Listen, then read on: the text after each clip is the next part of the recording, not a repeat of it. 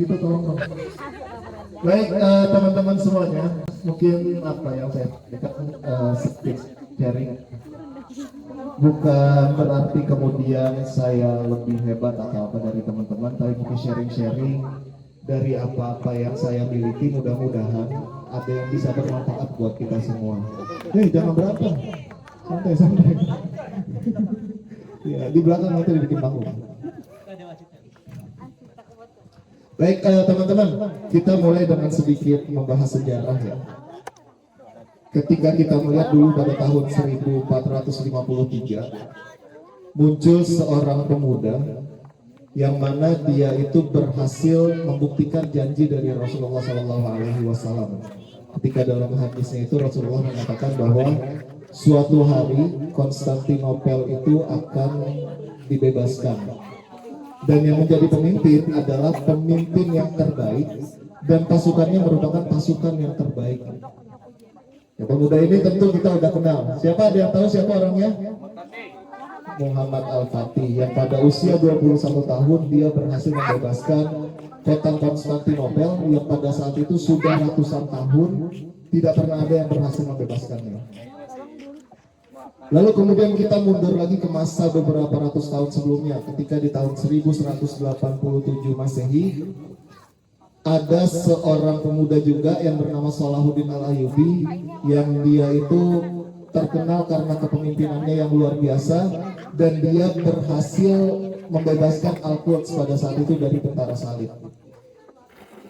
Lalu kita tarik kembali ke masa ratusan tahun sebelumnya, di tahun 600-an Masehi, ketika lahir dari sebuah kota kecil, dari sebuah tanah gersang, seorang manusia paling hebat, manusia yang sangat luar biasa, Rasulullah Muhammad SAW, yang dalam usia mudanya kemudian dia menjadi seorang rasul dan hanya dalam waktu 23 tahun dia berhasil menjadikan wilayah Jazirah Arab itu yang tadinya wilayah antah berantah menjadi sebuah wilayah yang sangat luar biasa, bahkan menyebarkan agama Islam yang tadinya juga masih menjadi sebuah agama yang antah berantah menjadi agama yang dia itu tersebar ke seluruh dunia. Nah, dari tiga kisah ini sebetulnya saya pengen menarik satu kesimpulan, bahwa sebetulnya ketika kita membicarakan tentang peradaban Islam ya, di sini kan semuanya Islam ya, insya Allah ya. Ya. Ketika kita bicara tentang peradaban Islam, teman-teman, sebetulnya banyak peradaban Islam itu selalu dimulai dengan gerakan-gerakan anak muda. Ya, gerakan Islam, peradaban Islam yang baik itu selalu dimulai dari anak-anak mudanya, bukan dari golongan tuanya. Golongan tua itu lebih kepada membantu, mengevaluasi dan lain-lain, tapi selalu dimulai dari golongan mudanya. Dan ketika kita bicara tentang generasi peradaban yang maju itu, pada dasarnya ini pernah dituliskan oleh Dr. Majid Al-Kilani ya. Majid Al-Kilani dalam bukunya tuh kalau di terjemahan Indonesia itu Kebangkitan Umat. Jadi dia tuh menyebutkan bahwasanya ketika kita bicara tentang kebangkitan, ketika kita bicara tentang masa yang luar biasa hebat itu, sebetulnya itu tidak hanya mengandalkan satu atau dua orang. Jadi tadi ketika kita dengar wah Sultan Muhammad Al-Fatih itu membebaskan Konstantinopel, sebetulnya bukan cuma Muhammad Al-Fatih doang yang hebat, tapi satu generasi semuanya di teman-temannya itu adalah generasi-generasi yang hebat kan. Makanya kata Nabi itu dipimpin oleh seorang pemimpin terbaik dan pasukan-pasukan yang terbaik. Jadi kalau kita sekarang bicara di masa sekarang pengen membangun sebuah peradaban yang baik, itu sebetulnya nggak bisa menjadi PR hanya satu atau dua orang. Tapi harus seluruh generasi itu yang menjadi orang baik juga. Ya, mungkin dalam konteks kita di sini misalnya umat Islam di sini, bicara Mosque Ranger ini nggak akan bisa menjadi organisasi yang baik ketika cuma Bang Zul doang tuh yang hebat. Ya, nggak akan bisa menjadi berhasil ketika cuma Bang Ridwannya doang yang hebat. Tapi harus punya juga teman-teman sekitarnya orang-orang hebat. Harus punya juga volunteer-volunteernya orang-orang hebat gitu kan. Maka kemudian Mosque Ranger ini bisa berkembang dengan baik gitu kan. Maka ketika kita bicara Islam, nggak bisa kita cuma mengandalkan satu orang doang untuk menjadi pemimpinnya, baru nanti semuanya baik, nggak bisa begitu. Tapi harus kita semuanya juga menjadi orang baik, menjadi orang-orang yang hebat. Nah maka kemudian, satu pertanyaan yang kemudian menarik. Ketika kita bicara tentang pemuda-pemuda Islam, kok bisa sih pemuda-pemuda Islam zaman dulu itu mereka hebat-hebat, Padahal kalau kita lihat ya, Islamnya mereka adalah Islam yang sama dengan kita saat ini ya kan. Hadisnya mereka adalah hadis yang sama seperti yang kita baca saat ini. Qurannya mereka adalah Quran yang sama seperti yang kita baca saat ini. Lalu kenapa kemudian kok bisa zaman dulu itu muncul sosok-sosok seperti Muhammad Al-Fatih, sosok seperti Salahuddin Al-Ayyubi, tapi kok di zaman sekarang nggak bisa? Maka ada satu jawaban yang menarik. Ini saya dengar dari salah satu materinya Ustadz Felix Siau, mungkin nanti teman-teman boleh cek. Ternyata ada satu penyebab yang kemudian menjadi alasan kenapa kita ini masih belum bisa sehebat itu. Masih belum Allah bantu untuk membuat peradaban yang hebat. Jawabannya sederhana teman-teman. Karena kekhawatiran kita itu berbeda dengan mereka. Kekhawatiran kita, insecurity-nya kita, insecure-nya kita itu sangat berbeda dengan orang-orang zaman dulu. Dan itu yang kemudian membedakan. Karena ternyata kekhawatiran, insecure-nya kita ini yang kemudian akan menghasilkan produk yang terbaik. Mohon maaf, saya mungkin sedikit banyak yang mungkin menyinggung diri sendiri juga, mungkin banyak teman-teman juga di sini. Kita coba bandingkan insecure kita zaman sekarang dengan insecure orang-orang zaman dulu. Sultan Salahuddin Al-Ayyubi itu teman-teman, ketika dari usia mudanya insecure dia nggak banyak, cuma satu, apa? Dia melihat dulu masyarakat di tanah Al-Quds itu atau Palestina, Yerusalem itu dulu dibantai oleh tentara salib gitu kan.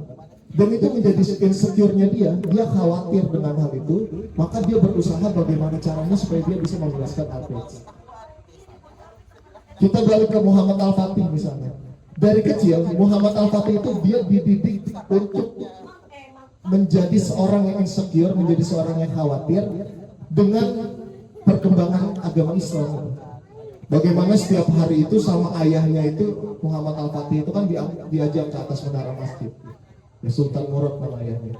Oleh ayahnya itu selalu dibilang, nah di depan sana itu adalah menara Konstantinopel yang gak pernah bisa ditembus siapapun. Nabi tapi udah berjanji bahwa nanti suatu hari itu akan tembus, maka kamu yang harus menembusnya. Itu selalu dijanjikan dengan hal-hal seperti itu. Bagaimana kita melihat Nabi Muhammad, insecure-nya dia itu adalah hal yang luar biasa. Ketika Nabi Muhammad itu diangkat menjadi Rasul, dia kan sedang menyendiri di Gua Hiro kan. Dia itu bukan buat liburan, tapi Rasulullah itu dia menyendiri di Gua Hiro karena dia khawatir dengan moral masyarakat Arab pada saat itu yang semakin lama semakin buruk. Nabi Muhammad khawatir bahwa nanti moral makin anjlok, makin buruk. Maka Nabi Muhammad menyendiri di Gua Hiro sampai kemudian turun al-Alaq ayat 1-5. Ya. Maka kalau kita lihat, mohon maaf, insecure-nya orang-orang zaman dulu itu adalah insecure yang luar biasa. Sedangkan kalau kita saat ini, mungkin ini juga buat saya pribadi gitu ya, ketika saya mendengar ini saya langsung merasa, wah, merasa ditonjok gitu ya. Insecure kita apa sih saat ini? Misalnya jerawatan itu jadi insecure, nggak mau, nggak berani ngapa-ngapain, kenapa jerawatan? Kita insecure karena saya nggak punya nih, baju saya nggak matching. Saya nggak mau pergi ke sini, kenapa? Khawatirnya kita tuh hal-hal sepele begitu. Nah, makanya wajar kalau kemudian banyak ulama bilang, ya kita saat ini belum pantas Allah bantu. Kenapa? Karena insecure kita masih dalam hal yang sepele. Maka mungkin ini yang pengen saya sampaikan malam ini teman-teman, bahwasanya bagaimana kemudian ternyata rasa khawatirnya kita, insecure-nya kita itu ternyata bisa sangat berpengaruh kepada peradaban. Insecure kita itu bisa sangat berpengaruh kepada perkembangan zaman. Zaman itu selalu bangkit, selalu terbentuk dengan orang-orang yang insecure, dengan orang-orang yang khawatir, tapi khawatirnya di tempat yang tepat.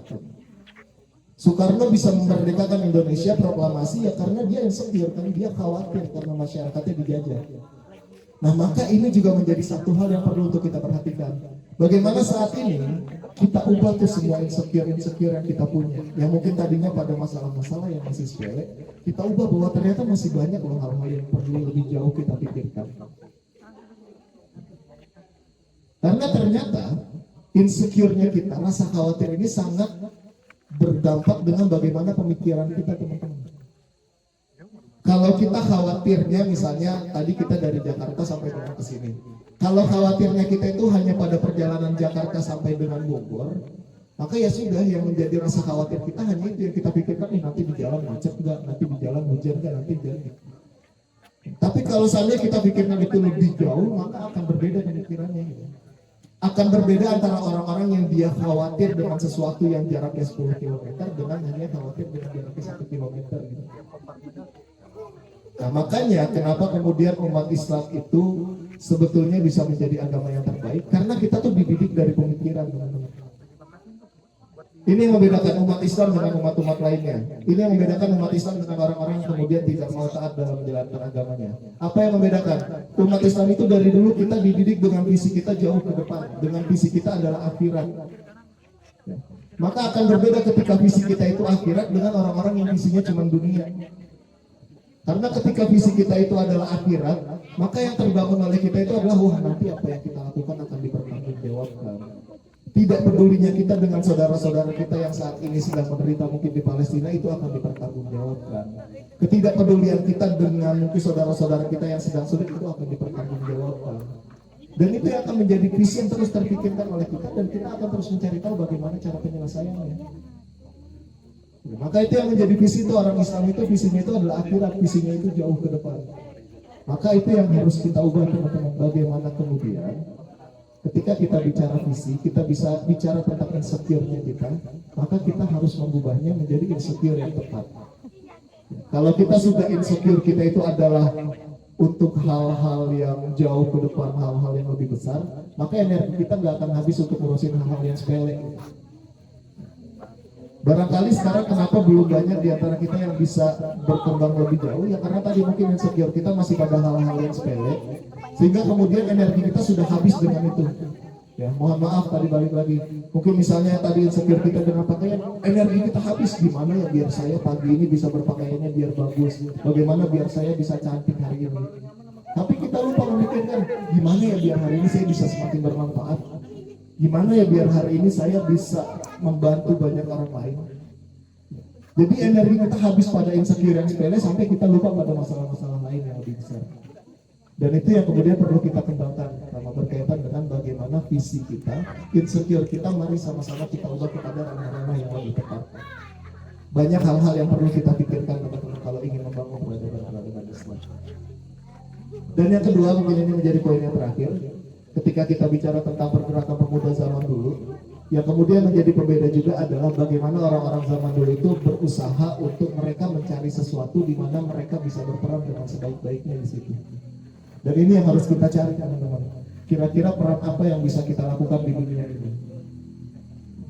Ahmad Rifai Rifan itu pernah dalam bukunya dia menuliskan, jangan sampai ada dan tiadanya kita di dunia ini gak ada bedanya. Jangan sampai kita lahir terus udah ketika kita meninggal orang lupa tuh dengan kita, nggak ada peninggalan kita sama sekali. Maka pilihlah peran-peran apa yang bisa kita lakukan. Ya sebagaimana para sahabat-sahabat Nabi terdahulu kan. Ketika kita bicara misalnya tentang Abdurrahman bin Auf. Abdurrahman bin Auf itu Allah karuniai dengan harta yang banyak, maka dia jadikan harta itu berdagang, dia berjualan, dia berinfak dan lain-lain sebagainya. Allah jadikan mungkin misalnya kita kenal dengan sahabat Nabi namanya Ibnu Abbas. Dia itu adalah seorang yang ahli Al-Quran, maka dia habiskan peran dia untuk senantiasa belajar Al-Quran. Dia tafsirkan Al-Quran dan lain-lain sebagainya. Bagaimana kita melihat Khalid bin Walid, dia itu karena dia nggak pintar buat mengelola uang. Dia mungkin nggak pintar ketika bicara tentang tafsir, tapi dia pintar dengan berpedang. Maka dengan berpedangnya dia bawa kemuliaan Islam di situ. Dan ini yang harus kita temui.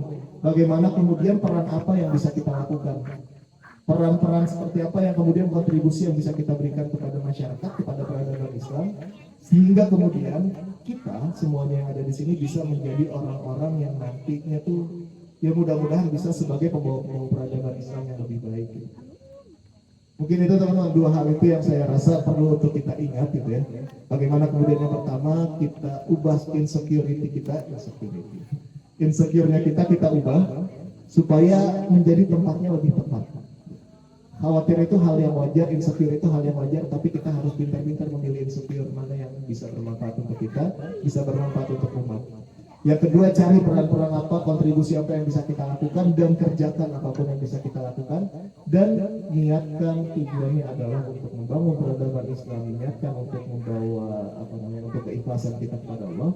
Maka mudah-mudahan hal-hal ini yang nantinya bisa membuat kita tuh menjadi pemuda-pemuda yang hebat, dan mudah-mudahan bukan tidak mungkin di antara kita nantinya bisa menjadi sosok-sosok seperti Muhammad Al-Fatih, Ya mungkin menjadi seperti Fatimah binti Rasulullah gitu kan, yang mana dengan peran dia, dengan kontribusi dia bisa bermanfaat untuk agama ini. Mungkin demikian teman-teman, terima kasih banyak. Sisanya langsung saya serahkan ke Bang Fikri ya.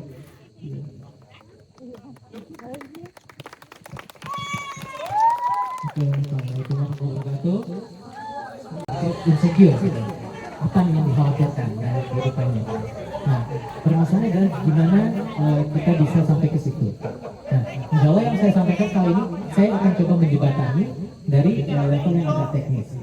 Jadi sekarang saya bakal cerita tentang living paradox. Nah, ada yang pernah dengar living paradox nggak? Nggak ada. Oke, berarti dari tadi nggak ada yang dengerin saya. Oke, udah denger ya? Udah pernah denger ya living paradox ya? Oke, saya akan cerita sedikit. Saya yakin di antara teman-teman sini mungkin udah ada yang pernah ikut tes personality. Oke, mungkin ada yang pakai MBTI, ada yang 5 traits, ya, atau pakai Stephen dan lainnya. Oke, saya kasih pertanyaan retoris, nggak usah dijawab, jawab masing-masing. Personality yang didapat sama teman-teman itu benar-benar personality teman-teman atau personality orang lain kasih ke teman-teman yang dipetakan sama orang lain terhadap teman-teman semua. Karena tuh kenyataannya personality itu adalah hasil riset, hasil pengamatan terhadap sekelompok orang yang lalu disimpulkan dan digeneralisir untuk sekian miliar orang. Oke, jadi silakan disimpan dulu dan saya mau cerita tentang lanjutannya. Nah, ketika bicara personality, di Islam itu juga ada namanya pengembangan personality. Tapi kita punya konsep yang beda. Di mana kalau kita pada masa era modern ini, pengembangan personality itu dari bottom up. Jadi anak-anak dites dulu personality-nya apa, nanti dipilihlah perannya. Oh, ini anak ini cerdasnya di sini, maka ambillah peran ini, kerjaannya ini. Si Anu kerjaannya ini, si Anu kerjaannya gitu ya. Kayaknya aman-aman saja gitu. Oke, kerjanya seperti itu. Nah, tapi pada masa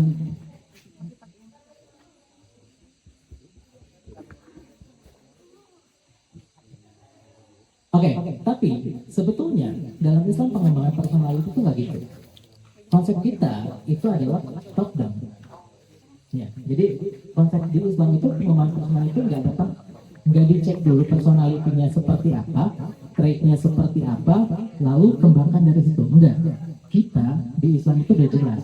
Sesungguhnya pada diri Rasulullah itu ada suri teladan terbaik. Kalau ngomongin suri teladan berarti apa? Berarti itu sesuatu harus ditiru gitu kan. Masalahnya adalah kita akan berpikir bahwa ini nirunya gimana? Susah banget. Kita tuh suka diberikan cerita-cerita yang memang cenderung sangat sempurna, sehingga itu seakan-akan jadi sulit diterima, sulit digapai. Padahal logis nggak kalau Allah ngasih tahu ke kita ini ada suri teladan terbaik untuk kalian, tolong ditiru, tapi itu nggak bisa ditiru. Nah, ini nggak logis. Jadi ternyata selama ini kita kejebak pada fantasi-fantasi tentang kesempurnaan. Padahal Rasulullah ada itu untuk ditiru, dan itulah yang dilakukan sahabat ketika mengembangkan dirinya. Mereka tiru, contohnya siapa? Rasulullah. Maka ketika mereka contoh Rasulullah, mereka dapat membangun dirinya dengan teladannya seperti itu. Nih personanya yang bakal ditiru, sehingga mereka tumbuh dengan tadi basicnya masing-masing dan menjadi sesuatu yang baru. Nah, ini ya yang harus kita pahami. Balik lagi ke living paradox. Living paradox itu apa sih? Sebenarnya living paradox ini adalah sesuatu yang sudah lama ada, tapi living paradox itu lebih pada gimana dua hal yang kontradiktif itu jadi bisa bersatu. Nah, bersatu. Jadi misal contoh, kita ada anak-anak lagi bandel, maaf ya adik-adik, ada anak-anak lagi bandel, terusnya orang tuanya harus bertindak gitu kan. Bertindaknya gimana nih ketika kelewatan? Kan kalau tegas banget nanti bisa patah gitu kan. Tapi kalau lembut ya terus kayak gitu, akhirnya pilih yang tengah-tengah. Ya tegas banget enggak, lembut banget juga enggak. Nah, itu konsepnya living paradox, dimana dua hal yang kayaknya bertentangan akhirnya disatukan. Nah, dan biasanya itu konsepnya lebih pada kondisional tertentu. Tapi yang saya mau bicarakan living paradox di sini adalah konsep yang sedikit berbeda atau bahkan jauh lebih berbeda, di mana dalam konsep prinsip paradoks ini dua hal itu disatukan jadi sesuatu yang benar-benar penting. Saya kasih contoh misal gini, mungkin teman-teman udah pernah dengar hadis Rasulullah yang hiduplah kamu di dunia seakan bekerjalah untuk duniamu seakan-akan kamu hidup di dunia selama-lamanya, dan bekerjalah untuk akhiratmu seakan-akan kamu mati besok. Oke, pertanyaan saya, kalau kita hidup di dunia selama-lamanya dan memang kehidupan kita akhirnya di dunia, mau nggak kerjanya 50%? Biasanya kan orang 50%. Pasti nggak mau. Atau kalau besok kita mati, sekarang kita duduk di sini, besok kita mati, mau nggak ibadah kita cuma 50%? Nggak mau, pasti 100%. Maka ketika bicara hadis itu harusnya kita ngomongnya bukan 50-50 jadi 100, tapi 100 sama 100 jadi 200. Permasalahannya mungkin nggak? Oke, saya kasih kabar baiknya, itu mungkin. Kenapa? Karena Rasulullah adalah manifestasi dari sebuah living paradox. Teman-teman mungkin pernah dengar bahwa Rasulullah adalah orang yang paling lemah lembut, tapi Rasulullah adalah orang yang paling kuat. Kalau teman-teman pernah dengar Ali bin Abi Thalib, Ali bin Abi Thalib itu luar biasa, kuat, punya pedang namanya Zulfikar. Zulfikarnya di situ, punya pedang namanya Zulfikar, dan dia adalah seorang prajurit yang jago banget tanding. Sampai ketika dia menghadapi Amr bin Hud aja dia bisa menang. Tapi Ali, dalam satu kisahnya Ali pernah cerita, sesungguhnya Rasulullah itu orang paling berani di antara kita. Jadi kalau lagi perang, kalau kita takut, kita ngumpet di belakang Rasulullah. Bayangin, orang yang punya sisi sangat lembut, tapi juga sangat kuat.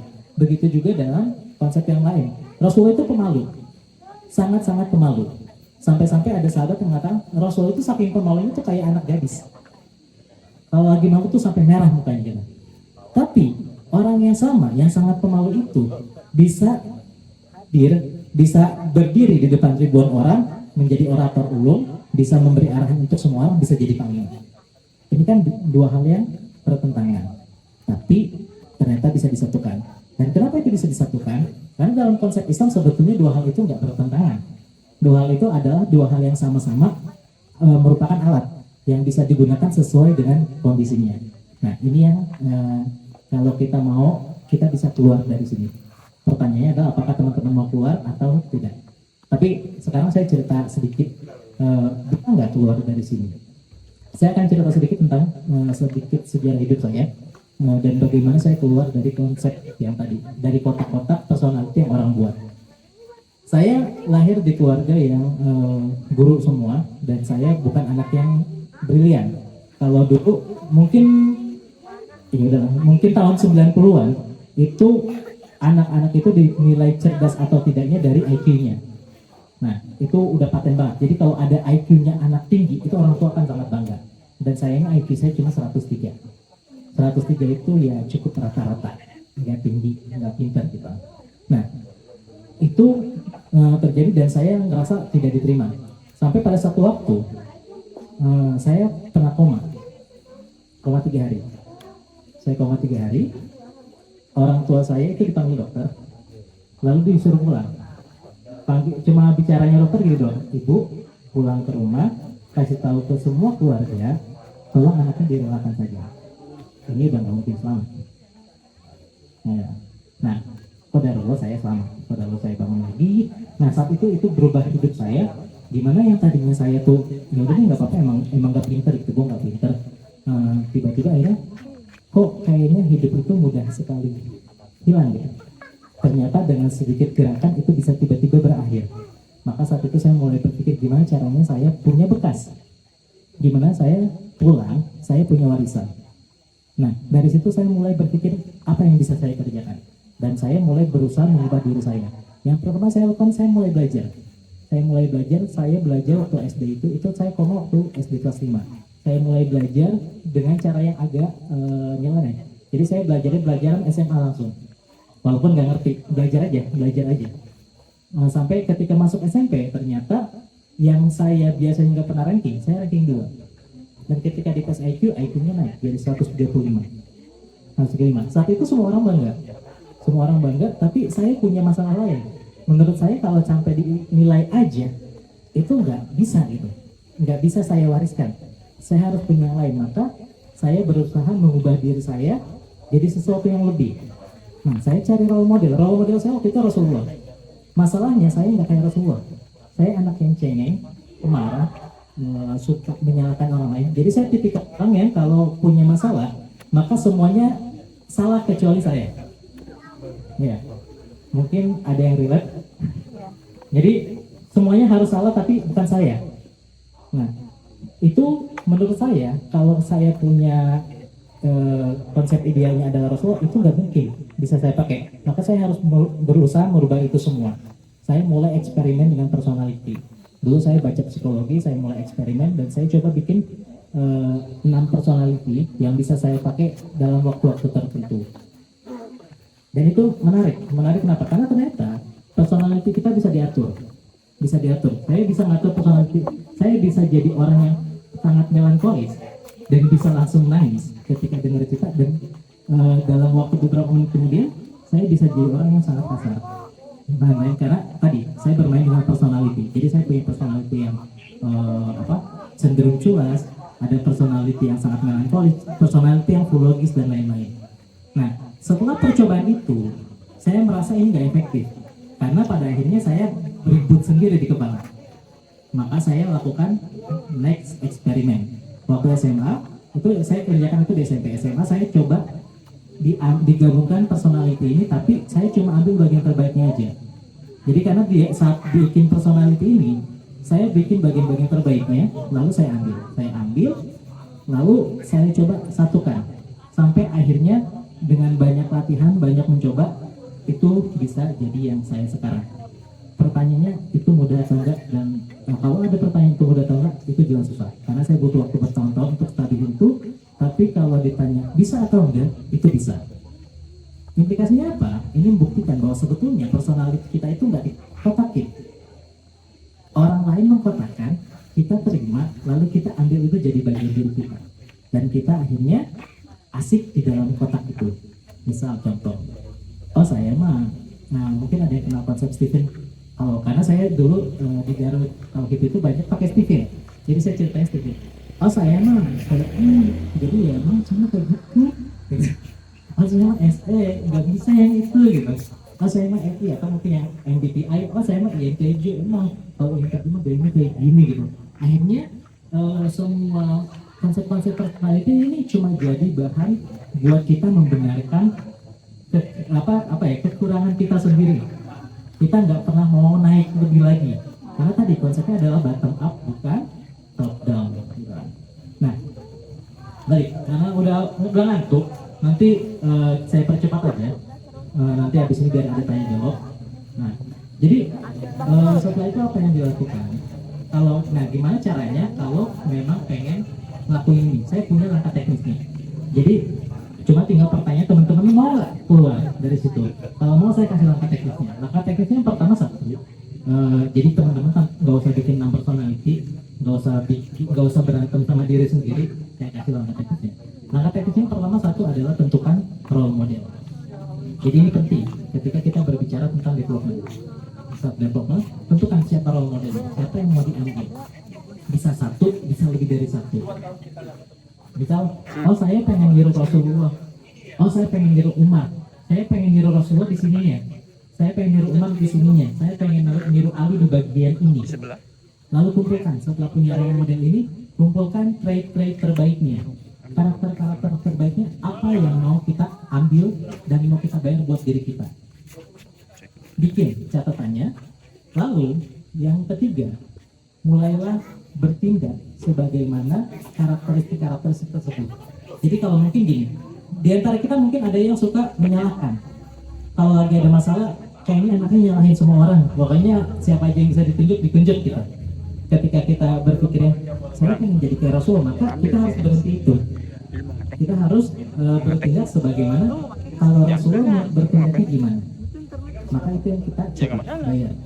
Kita latihan untuk bertindak seperti Rasulullah dalam hal itu. Nah, nanti ketika itu dilakukan terus-menerus dengan konsistensi dan sabar, maka mau nggak mau itu jadi terbayar, jadi bagian dari personality kita. Nah, terus ini kan perjalanan panjang, maka salah satu tipsnya supaya ini tidak melelahkan, tidak langsung pundung atau tidak langsung mundur di hari ketiga, tetapkan goals yang paling jauh, sejauh mungkin, seperti kata Bang Fikri tadi. Beda loh orang yang sudah berpikirnya, insecure-nya berpikirnya jarak 300 kilo sama yang 1 kilo. Kenapa ini penting? Karena ini akan, ketika kita menentukan goals aja, kita akan mempengaruhi mental kita. Contoh, kayak saya kasih tahu contoh nyata. Contoh nyata di Gaza. Gaza ini adalah salah satu representatif unik gitu. Bagaimana nilai Islam bisa jadi sesuatu yang luar biasa. Kenapa mereka sudah dibombardir, dibunuh, keluarganya habis-habisan. Tapi sampai sekarang susah loh kalau kita nemuin rekaman yang isinya cacian. Rekamannya sederhana, ketika ada yang meninggal, alhamdulillah. Kenapa mereka bisa sekuat itu? Karena tujuan mereka nggak ada di sini. Tujuan mereka bukan gimana caranya besok bisa makan lagi. Tujuan mereka yang bikin mereka insecure itu bukan sekedar besok bisa belajar, besok bisa pakai baju ini, besok bisa belanja ini, bisa jalan-jalan di sini. Enggak. Tujuan mereka udah jauh melampaui itu semua, makanya nggak ada masalah. Secara mentalitas mereka sudah jadi. Nah, jadi itu yang paling penting. Dan yang terakhir, jangan lupa untuk selalu doa sama tawakal, karena proses panjang itu pasti akan sangat melelahkan. Tanpa doa yang baik, tanpa tawakal pasti jadi masalah. Oke. Kayaknya ini materinya terlalu berat. Lanjut. Seru. Oke. Tadi tanya jawab dong. Semuanya terbengong. Q&A bingung. bang. Bang bikin Q&A. Hah? Bikin tanya jawab, biar tektokan. Oke, nanti abis ini kita akan buka Q&A. Tapi sekarang pertanyaan saya karena saya lihatnya kayaknya pada ngantuk, saya mau kasih ini benar menarik gitu. Saya nanya, setelah tahu ternyata personality itu bisa disintesa, bisa kita manipulasi dan bisa kita bentuk. Siapa yang masih tetap mau ada di dalam kotak? Enggak. Oke, siapa yang mau ganti personality-nya? Oke, lumayan. Itu membuktikan bahwa nggak semuanya tidur gitu. Baik, mungkin dari saya itu aja, karena kalau nanti saya sampaikan lagi banyak gitu. Jadi saya mendingan saya buka Q&A nanti. Q&A-nya boleh personality, tadi titipan Bang Ju, boleh Pranika. Waduh, Praneka. Sampai subuh nanti bang. Insya Allah saya terbuka nanti saya jawab Praneka satu-satu. sampai subuh. Dari saya itu dulu, mudah-mudahan bisa bantu bikin kusut yang udah kusut. Oke, sebenarnya saya sendiri punya pertanyaan nih Mbak. Kecuali apa dulu dong. Sebelum durasi habis kita mau nanya dulu. Jadi memang kita banyak yang teman-teman pasti sudah ngecek juga ya personalitinya itu sebagai apa gitu. Tadi yang disebutkan bermacam-macam gitu ya. Dan kita sudah percaya kita sebagai orang yang seperti itu. Sekarang juga dalam suatu kondisi Bang, kita ini merasa nyaman dengan keluarga contohnya. Dengan keluarga kita dengan gampangnya mengeluarkan emosi kita, baik itu marah, atau kita sedih, atau kita sebel. Tetapi di luaran kita nggak bisa senyaman itu mengeluarkan, karena kita balik lagi ke etika seperti itu ya. Nah menurut abang sendiri, bagi kita seperti apa nih? Karena kan memang orang di rumah pun, orang ternyaman kita, entah sahabat kita, mereka juga punya perasaan. Nah baiknya apakah kita tetap yang tadinya yang kita sudah tahu kita kekurangan kita apa, kemudian kita perbaiki dengan sesuai dengan role model kita ketika menghadapi suatu masalah kita harus seperti apa dan segala macam. Tetapi kita juga butuh ruang nih, butuh ruang untuk meluapkan emosi kita seperti itu. Kira-kira bagaimana pendapatnya? Baik, saya jawab dengan jawaban Rasulullah. Rasulullah itu bilang, saya orang terbaik kalian adalah yang paling baik terhadap keluarganya, dan saya adalah orang yang paling baik terhadap keluarga saya. Jadi jawabannya itu sederhana, tapi buat saya itu jadi penutup. Nah, terus gimana dengan tadi kita katakan apa hubungannya dengan kan udah tes personal ya, dan kita merasa bahwa oh iya nih kekurangannya benar berdasarkan ini. Saya nggak pernah bilang saya nolak, tapi saya bilang kalau buat saya pakai itu buat sekedar alat. Karena kok saya pakai untuk akses diri saya INTJ, tapi saya INTP. saya FI tapi kerjaannya nggak kayak FI gitu kan. Tapi yang pasti saya pakai itu buat akses diri saya, lalu saya karena gini, karena buat saya akhirnya itu nggak akurat, saya cek sama realnya saya gitu nggak. Terus kalau misal emang ada bagian yang mirip, ini gimana cara pengembangannya, developernya? Selain tadi saya punya role model, jadi dengan cara seperti itu saya memastikan diri saya nggak berhenti tumbuh, gitu kan. Terus kalau bahasanya kita kan juga tetap butuh ruang, kita punya emosi gitu segala macam. Fine, nggak masalah. Emang ruangnya harus ke keluarga? Nah itu kan pertanyaannya. Memang ruangnya harus keluarga? Kan kalau laki-laki tidak bercerita gitu ya, tahu-tahu bikin masalah gitu. Siap, berat.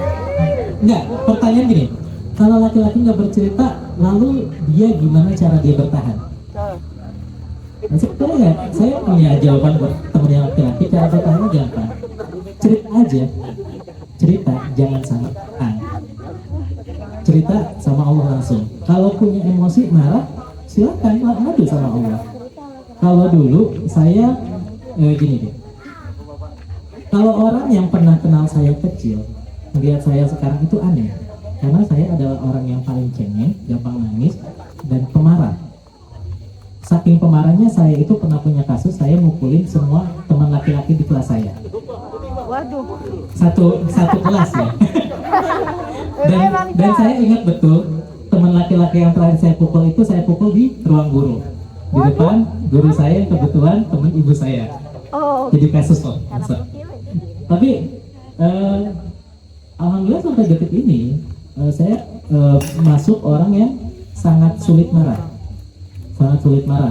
Terusnya sampai ketika saya nah ini balik, kita bisa pakai yang tadi untuk tools karena saya pernah tes yang 5 traits, ternyata neuroticism saya itu cuma 4%. Jangan dipotong begini. Jadi kalau neuroticism itu tingkat kepanikan saya itu 4% doang, makanya itu bisa menjelaskan kenapa kok saya bisa sekalem itu gitu kan.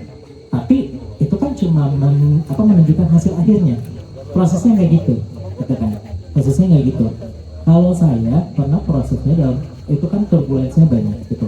Tapi pernah saya punya doa sama Allah ketika saya ngerasa kok saya nggak bagus-bagus gitu. Kok nggak bagus-bagus sih gitu. Akhirnya saya doanya, ya Allah ini hati kalau nggak bagus-bagus hancurin aja deh, ganti sama yang baru gitu. Nah, cuma yang akhirnya dari situ saya punya kebiasaan menjaga hubungan dengan Allah. Mungkin ada yang jaganya dengan sholat, ada yang jaganya dengan puasa. Saya termasuk yang jaganya dengan ngobrol. Jadi saya kalau ada apa-apa nggak pernah ngobrol ke orang, ngobrolnya ke Allah. Kayak misal saya punya anak saya lahir gitu. Anak saya lahir, orang tua ada nanya, kapan mau diakikah gitu. Saya nggak punya kerjaan, saya dari mulai lulus kuliah sampai saya nggak punya kerjaan jelas. Dan saya nggak punya duit waktu itu. Saya lahir cuma bilangnya, ya Allah itu mau akikah kirimin duit dong gitu. Palingnya dapat kerjaan masuk, alhamdulillah di situ bisa akikah. Jadi walaupun tidak berarti ketika kita bicara sama Allah itu langsung seperti itu gitu, tapi itu akan mengangkat banyak beban di hati kita. Terus saya kasih tahu lagi, marah itu kenapa sih, kecewa itu kenapa? Ini ada konsep yang menarik. Saya selalu lagi banyak juga bahas soal luka pengasuhan gitu kan. Luka pengasuhan, orang jadi marah segala macam dan lain-lain. Tapi saya bilang gini, gimana kalau luka pengasuhan itu sebetulnya modal? Ada yang kepikiran nggak kalau luka pengasuhan kita itu sebetulnya modal? Karena saya ngerasain luka pengasuhan saya modal. Saya itu punya ibu yang sangat menakutkan buat saya. Saya nggak lagi gilitin ibu saya. Menakutkannya bukan karena ibu saya galak dan di belakangnya ada Allah gitu kan. Jadi kalau iya benar, kan ibu saya galak nih, tapi saya nggak boleh lawan dong. Kalau ada lawan, saya hadapannya sama Allah, itu kan menakutkan sekali gitu. Tapi ternyata gara-gara gaya seperti itu, saya kemana-mana ketemu orang, mau dia S1, S2, S3, ST, S Jumbo gitu, ya udah biasa aja. Mau dia kepala biro apapun, ya biasa aja. Karena akhirnya menurut saya tidak ada yang lebih menakutkan dari itu. Jadi ternyata itu jadi modal saya. Terus ketika kita berbicara soal takdir, bahwa Allah itu kan nggak akan pernah jadi gini. Nah, untuk pengalaman, jadi cara yang paling gampang adalah tadi luapkannya ke Allah, kedua pahami kenalan sama Allah, bahwa Allah itu nggak pernah menzolimi hambanya. maka dalam setiap episode kehidupan kita sebetulnya nggak ada yang jelek. Buktinya apa? Allah firmannya gini, saudara mereka inna ma'al usri yusra, inna ma'al usri yusra. Walaupun banyak yang salah nerjemahin, ma'a itu banyak nerjemahin sebagai setelah. Sesungguhnya setelah kesulitan ada kemudahan. Padahal ma'a itu secara bahasa Arab artinya bersama. Jadi bersama kesulitan ada kemudahan. Jadi kalau teman-teman ada yang mencari kemudahan nggak ketemu, mungkin salah nyari tempatnya. Bukan? Karena nyarinya setelah datang kesulitan, padahal ya kesulitannya udah lewat ya, udah lewat juga kemudahannya gitu kan. Nah, jadi pemahaman kita terhadap bagaimana takdir Allah, bagaimana Allah mendidik kita dengan luka-luka tadi, itu akan bikin kita jadi lebih legowo, lebih lega, lebih enak langkah kita. Begitu juga ketika kita tahu bahwa Allah nggak akan menzalimi kita, bahwa masa depan kita Allah yang pegang, nggak ada yang perlu bikin kita khawatir. Makanya tingkat tertinggi karakter seorang mukmin itu adalah lakofun, walahum yahzanun. Dia mereka nggak takut, nggak sedih. Ini bakal terdengar aneh, kenapa? Karena kenyataannya tiap hari masalah. Kok bisa nggak takut, nggak sedih gitu kan? Nah, kenapa nggak takut, nggak sedih? Karena mereka udah yakin, mereka udah tahu sama, udah kenal sama Allah, yakin sama semua janji Allah. Jadi akhirnya nggak ada yang jadi menakutkan, nggak ada yang jadi mengerikan. Dan kalau orang yang kayak gini kumpul, itu bahaya. Saya lagi suka ngobrol sama teman-teman, sama Jul, sama yang lain. Bayangin kalau ada orang kayak gitu kumpul satu kecamatan, maka kalau bahasa saya, maka semua bisnis di kecamatan itu akan hancur. Tapi ekonominya hidup. Kenapa hancur? Karena orang nggak ada lagi yang FOMO. Ada handphone terbaru dengan fitur ABCDRG gitu, masih cukup, gitu kan? Tapi ini games baru, masih banyak gitu. Akhirnya kan itu mematikan. Tapi secara ekonomi akan hidup karena akhirnya mereka akan beralih bagaimana caranya mereka berdaya, karena mereka kenal Allah gitu kan. Mereka gimana bantu sebelahnya, tetangganya, gimana semuanya sama-sama berdaya. Dan kalau ada yang kayak gini nih dan ketahuan, maka digazakan gitu kan.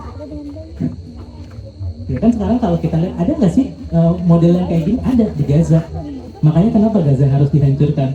Ya karena kalau itu terus menyebar, rusak sistem dunia yang udah ada saat ini. Gitu. Jadi ngadunya sama Allah aja, Mas. Terima kasih banyak, Bang. Karena memang gitu, kita kadang suka nggak menyadari gitu ya, emosi kita diluapin di rumah, tapi tanpa kita sadari ya mereka juga punya perasaan gitu, Bang.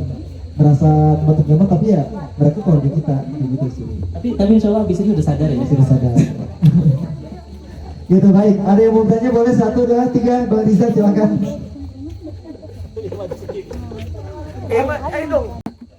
Misalnya kita kotak-kotakan orang barat pintar-pintar, seakan-akan orang timur itu bodoh-bodoh. Nah, itu tuh terjadi atau secara teori atau mungkin memang kita udah terintimidasi dengan fisik, dengan pengetahuan mereka. Nah, itu yang tentang peradaban. Kemampuan kekuatan berbatas dan menjadi kebiasaan itu, apakah kita mampu menjadi keduanya? Di sisi lain dalam bidang pekerjaan pasti ada dibentuk tentang generalis dan spesialis. Nah itu kan seperti kita kotak-kotaknya, apakah kita bisa menjadi spesialis saja, apakah generalis saja? Baik, terima kasih Bang Riza. Jadi saya coba mengomentari dulu ya sedikit tentang peradaban. Bicara tadi kalau ngomongin tentang masalah pengkotak-kotakan, sebetulnya pada dasarnya kalau kita bicara tentang suatu peradaban, memang pada dasarnya kan kalau ngomongin tadi ya bahasa Bang Riza, mungkin Barat sekarang dipandang lebih pintar, sedangkan Timur dipandang lebih orang-orang bodoh. Ya pada dasarnya itu kan berkaitan dengan kekuasaan. Dulu pun saat ini kenapa kemudian seolah-olah Barat itu dipandang hebat? Ya karena memang harus kita akui saat ini kebanyakan ilmu pengetahuan berasal dari mereka kan. Umat Islam pun dulu juga pernah seperti itu ketika kalau di bahasanya Harun Nasution itu ketika dia membagi tentang masa-masa peradaban Islam itu, masa kemajuan Islam itu kan dia tandai di tahun 650 masa Nabi Muhammad lahir sampai dengan 1250-an masa terakhir dari Bani Abbasiyah gitu kan. Kenapa kemudian bisa pada saat itu umat Islam itu menjadi penguasa? Ya bahkan pada saat itu buku-buku pengetahuan itu yaitu semuanya buku-buku pengetahuan itu semuanya ya berbahasa Arab gitu kan. Buku-buku bahasa Arab itu menjadi buku-buku pegangan yang makanya kemudian ketika dihancurkan Islam itu di Cordoba, mohon maaf mungkin nanti kalau saya ada yang salah ada itu mohon dikoreksi juga. Ya pada saat itu buku-buku umat Islam itu yang disalin kan oleh bangsa Barat kan. Memang kan seperti itu, makanya kemudian oleh teman-teman mungkin kalau kenal saat ini yang lagi booming Ustaz Muhammad Nuruddin, dia itu pernah bilang begini, peradaban itu tidak akan pernah mengalami kemajuan ketika kita tidak memperluas wawasan kita. Maka itu poin utamanya teman-teman. Kalau kita pengen tadi menghilangkan lagi tuh mindset bahwa orang Barat itu lebih pintar daripada orang-orang Timur atau orang-orang Islam terkesan lebih bodoh daripada orang-orang Islam, ya maka nggak bisa kita lepas bahwa kalau kita pengen mengubah mindset itu ya wawasan harus diperluas ya. Makanya seorang Muslim itu ya harus memperbanyak bacaannya, harus memperluas wawasannya gitu kan. Karena kalau kita bicara tentang bagaimana Islam dulu berkembang pertama kali, ayat yang pertama kali turun ke Nabi itu bukan ayat tentang sholat, bukan ayat tentang zakat, puasa, bukan. Perintah Allah sederhana, ikro gitu kan, bacalah. Apa yang dibaca di situ? Ya kalau dalam penjelasan tafsir para ulama itu banyak ya dibaca itu apapun, baik itu buku kita baca, kondisi masyarakat kita baca, kesalahan, konflik dan lain kita baca semuanya. Tapi dari baca kita itu yang membedakan dengan orang Barat adalah kita selalu diakhiri dengan Bismi Rabbikal ladzi khalaq. Bahwa setiap bacaan kita itu harus sesuai dengan nama Allah. Ya. Makanya konsep dalam ulama itu ada yang bilang ketika kemudian kita bertambah ilmu tapi tidak tambah dekat sama Allah ya maka sia-sia gitu kan. Nah makanya itu yang harus kita dekati lagi, perbanyak lagi, perluas lagi wawasan kita, banyakin lagi bacaan kita, lebih peka lagi kita dengan konflik-konflik yang ada gitu kan. Makanya kemudian bagi umat Islam kalau saya mengatakan paling tidak ada 3 interaksi teman-teman yang harus kita perbanyak. 3 interaksi ini harus banyak karena ini akan bisa menjadi penambah peradaban kita. Yang pertama adalah banyakin interaksi kita dengan Quran. Banyak kita baca Qurannya, kita membedah mentafsirkan ayat Quran gitu ya. Kita baca tafsirannya, kita baca tentang riwayat apapun dalam Quran. Banyakin interaksi kita dengan Quran. Yang kedua, interaksi kita dengan para ulama-ulama, dengan para orang-orang soleh, dengan orang-orang yang berilmu. Jadi ketika bicara tentang ulama bukan sekedar ya konteksnya tentu yang kemudian banyak ilmu agamanya, tapi juga kita perluas itu dengan ilmu yang bisa kita kuasai. Dan yang ketiga adalah interaksi kita dengan kisah-kisah sejarah. Kisah sejarah ini perlu untuk kita pelajari lagi teman-teman. Karena bicara tentang sejarah itu sebetulnya bukan hanya kita bicara tentang menghafal waktu, menghafal tanggal, menghafal tempat, bukan cuma itu. Tapi dengan kita baca sejarah kita tuh membangun nalar kritis kita di situ. Kita akan lihat ternyata banyak loh konflik-konflik lain dari sejarah itu yang bisa kita ambil pelajarannya. Dan banyak dari konsep-konsep sejarah itu yang kemudian bisa kita ambil ilmunya yang bisa kita terapkan di zaman sekarang. Maka itu kalau tadi kita pengen membangun peradaban, maka 3 hal tadi perlu kita kembangkan. Interaksi kita dengan Quran, interaksi kita dengan ulama, dengan orang-orang yang berilmu, dan interaksi kita dengan sejarah-sejarah. Barangkali itu. Baik, terima kasih banyak Bang Fikri. Tepuk tangan untuk 2 pemateri kita malam ini teman-teman. Dan bersilakan untuk 2 penonton tadi boleh maju ke depan, ada sedikit merchandise untuk Bang Rizal dan kasih apa tadi penting. Silakan Kak Rizal.